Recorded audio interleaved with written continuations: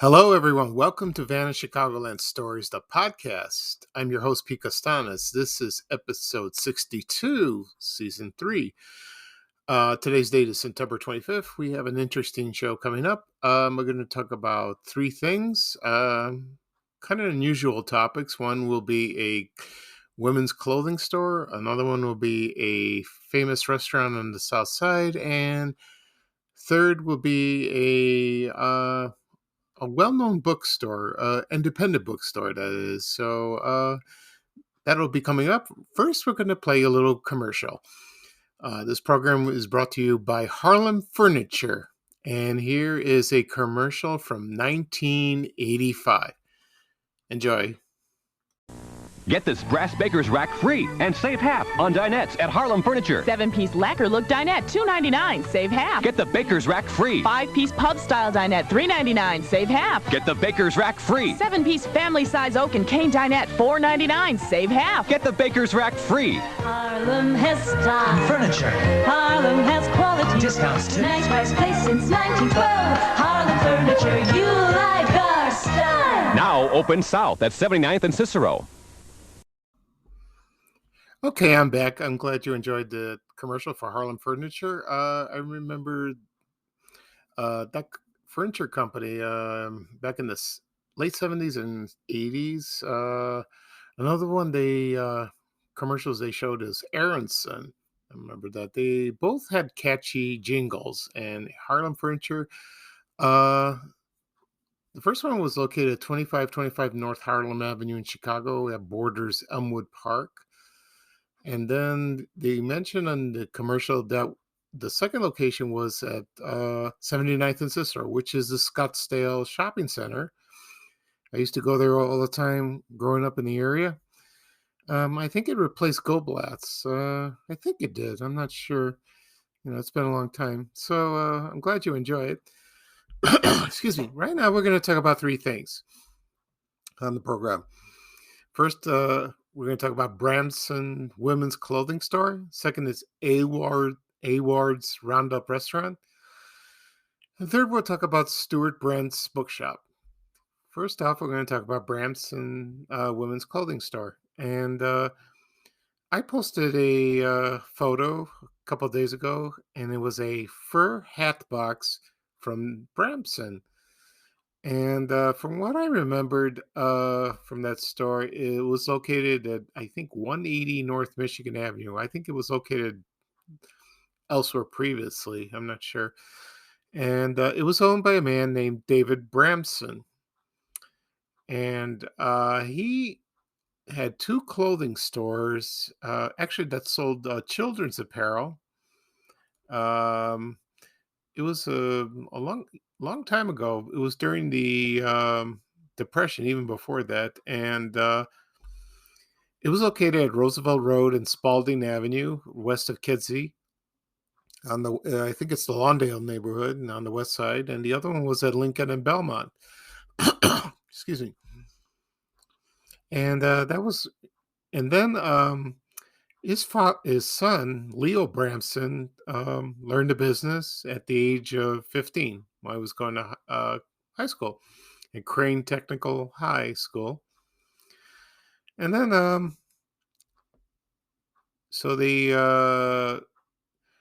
when the Depression came, it was pretty rocky at times, and they opened. So Mr. Bramson, not David, but Leo, his son, opened their first store on Lake Street in Oak Park, Illinois. It was in 1931. It was right before the Depression. So that was, like I said before, it was a very rocky start. After the Depression ended, he opened another store in Evanston, Illinois. And then he opened, and his first store was at Michigan Avenue. His father, David, opened those the locations that I mentioned.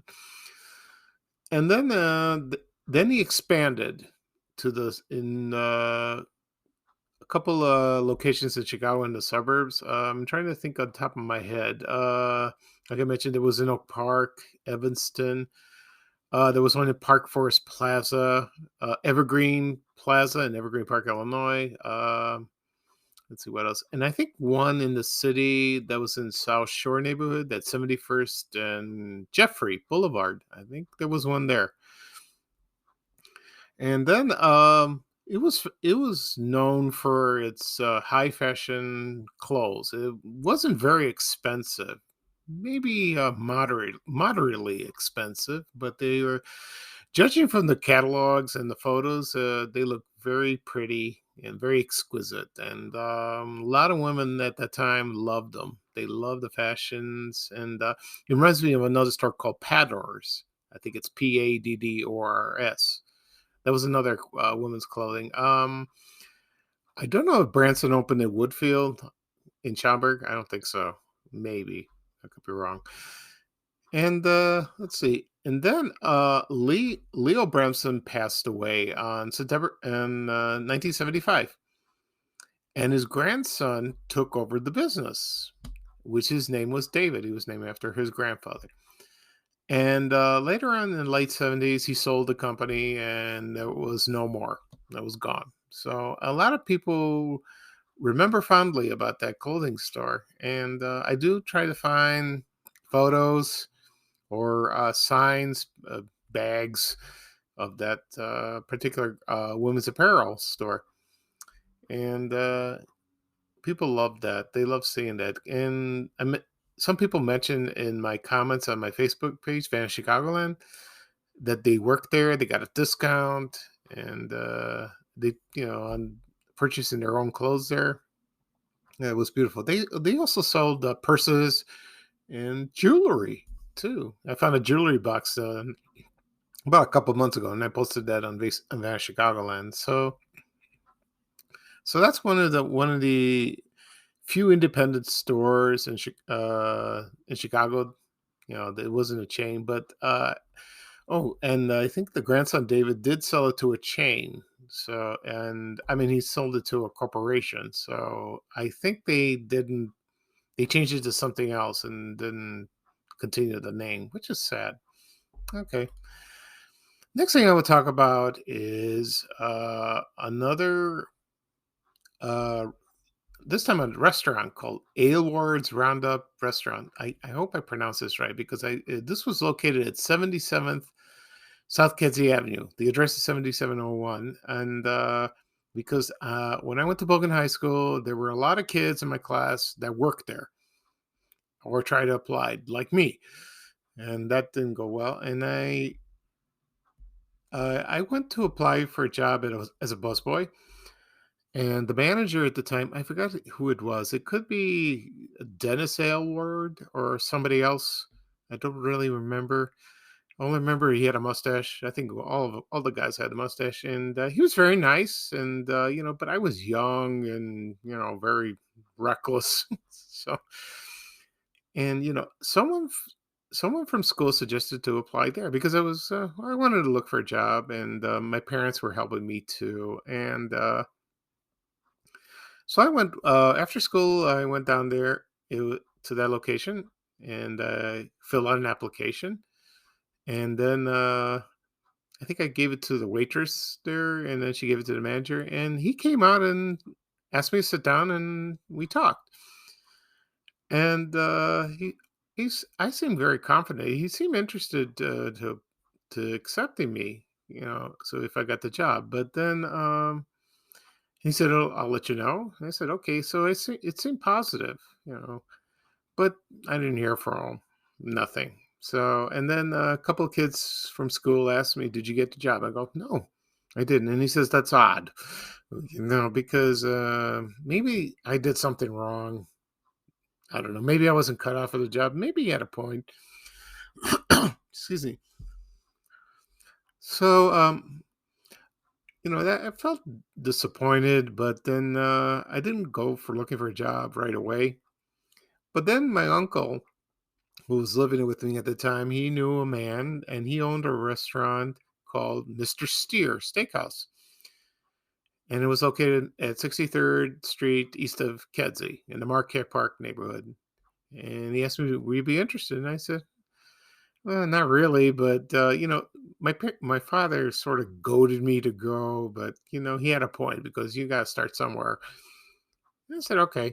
So I worked there for about not a year, less than a year. But then I won't go into a long story about that. I will talk about Mr. Steer in another episode. So let's say it didn't come out well, and it was my first job. So I'll go into more details in the future. Okay, back to Aylward.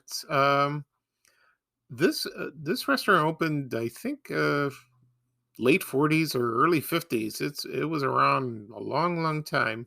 And what's interesting about that is it's its food. It's the food was heavenly, out of this world. People raved about it. According to some kids in at Bogan High School, they loved working there. And they had some interesting characters there: waitresses, cooks, busboys, you name it. And I found a menu. I haven't posted this. I posted this on my Van Chicagoland page on Facebook a long time ago, but I found the menu. I kept it in my files, and it was from the 50s. And it showed, believe it or not, it had the zip codes Chicago 52. That's how it was, not 606, because the zip code started in 1963, I believe. That's when they took effect. And the phone number of the place was Grove Hill 6-1620. And they had the telephone prefix, the exchange prefixes at the time. So I'll say a few items what they had on the menu. For example, they had dinners. They had chicken, barbecue ribs, a ranch platter, steak sizzler, spaghetti and meatballs, for fish, perch or shrimp, hot beef sandwiches, which some people said it was wonderful. Chopped tenderloin, turkey club. Also, they had their own. They made their own salad dressing and the usual soup, chili, whatever like for before your meal that you order. Anyway, let's see what else they had. They had sandwiches, hamburgers, hickory smoked ham, minute steaks, pork chops, grilled cheese, BLTs, kosher corned beef, and then another thing they call was let's see, an all pure beef burger, man size sandwich. That sounded good because I love hamburgers, and anyway, they also showed the phone number is the 476. So that's the Grove Hill. Did I say that right? Grove Hill? Yep, Grove Hill. Okay. They also have their famous desserts, malts, shakes, banana splits, sundaes, sodas, anything you want. They had Green River. People love that. So anyway, I'll tell you a little bit history of that, of the restaurant. And it was operated by Jack Aylward, and it was managed by his nephew Dennis. And there are some family members on Facebook, and whenever they see that, they are pleased as punch. They love seeing that, and they seem like very nice people. And they also had a dining area called the Longhorn Lounge, and it was like a Western bar, and had memorabilia on the wood panel walls and a gun rack. And it seemed like a beautiful place. I remember a little bit. I only went one time. I never ate there. I don't know why. I asked my parents to come. They didn't seem interested. I mean, we're Greek. What do you expect? At the time, we go to a Greek restaurant. Anyway, they had, like I mentioned, the items on the menu. It was wonderful, and they opened another restaurant on West, like North Avenue and Route 53. I don't know what suburb that is exactly, so it could be Glendale Heights, or I don't know. And that opened in the late 70s, and then it was around for a long time, and then I don't know what happened. I don't know why it closed. I guess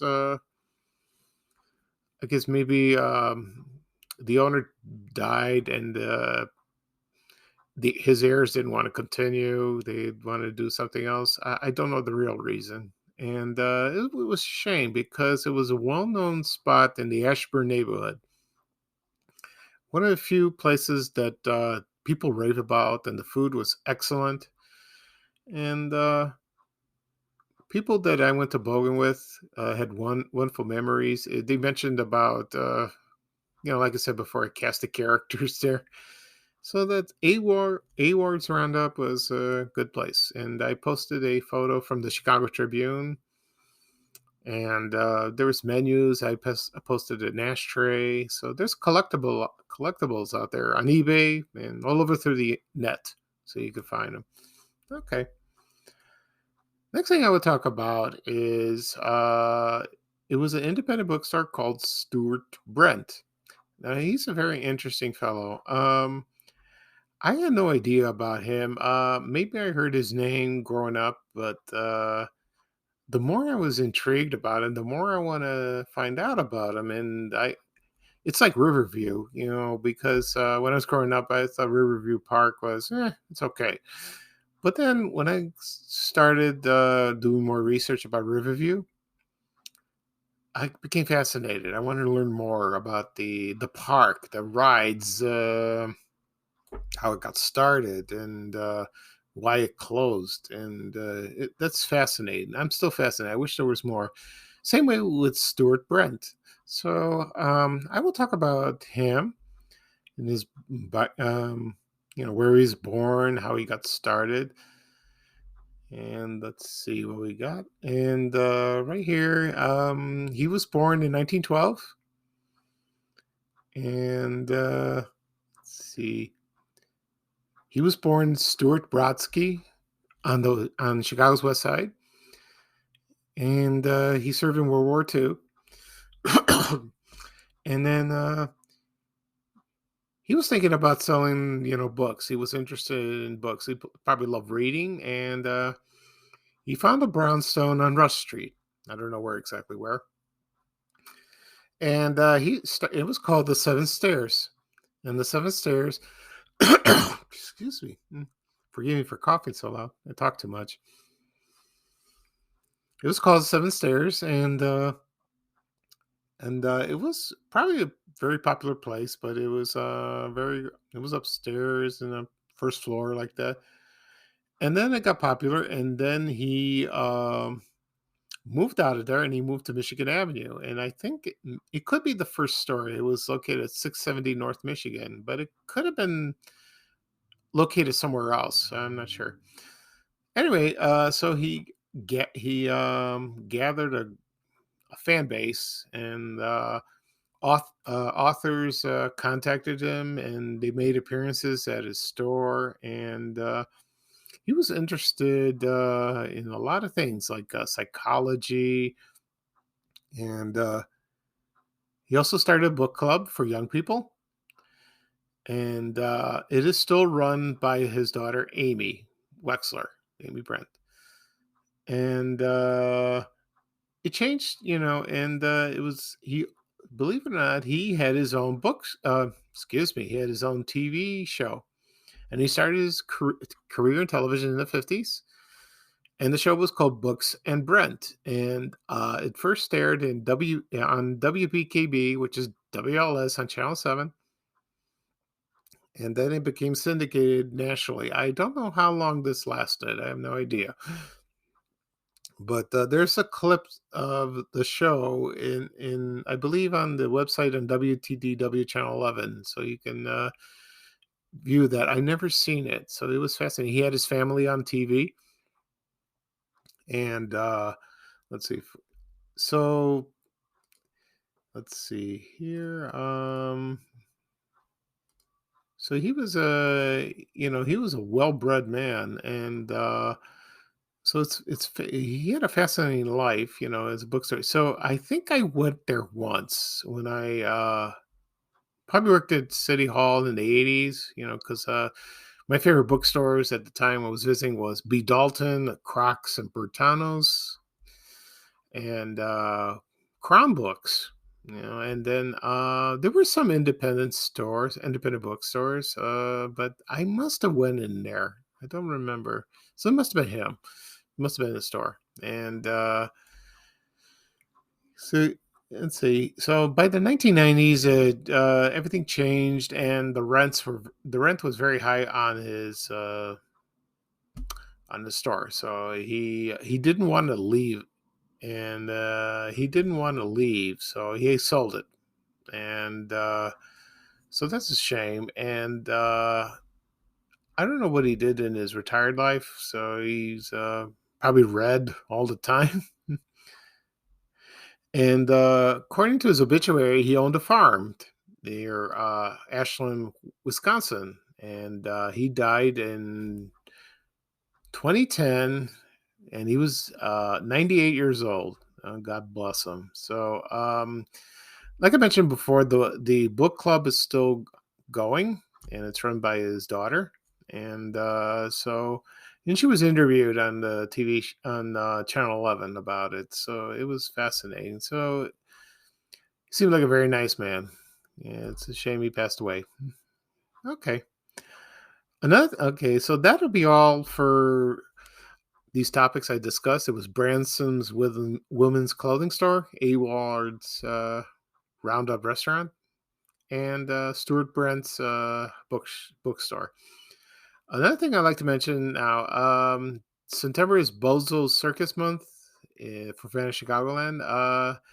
The last thing I haven't done is write a story on my blog, and I will do that tomorrow. I will not do a podcast. So I will gather my thoughts and write down my memories of watching that show. So it I'm kind of excited about that because I've created a video. It's at my YouTube channel under my name, Pete Castanes.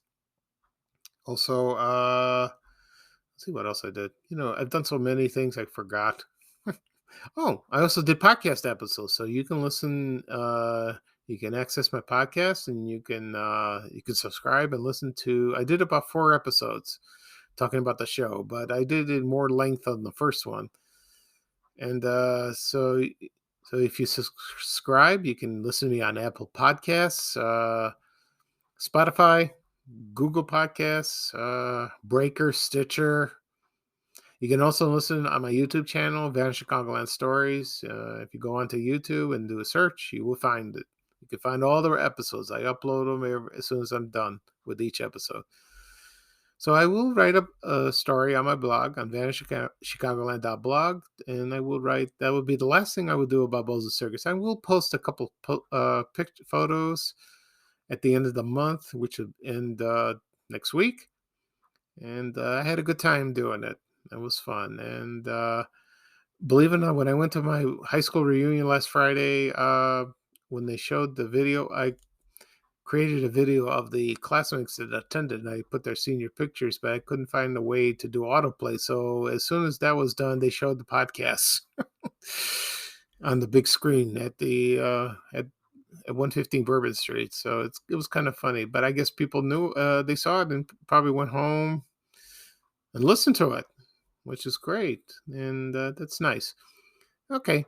So this is Vanishing Chicagoland Stories, the podcast. I'm your host, Pete Castanes, and today's date is September 25th, 2021. I didn't mention the year before.